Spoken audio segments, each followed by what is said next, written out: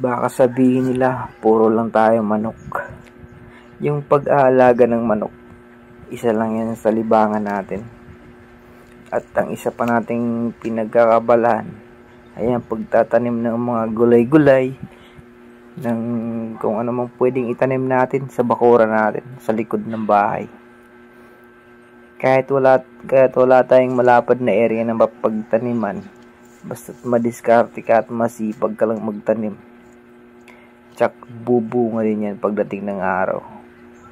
Katulad dito yung mga sili na napakarami ng bunga, ang dami ng hinog.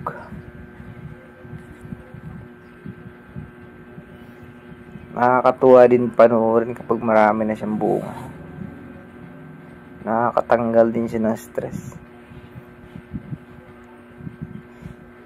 Ang dami. Kung papanoorin mo, parang ano siya, parang Pasko na.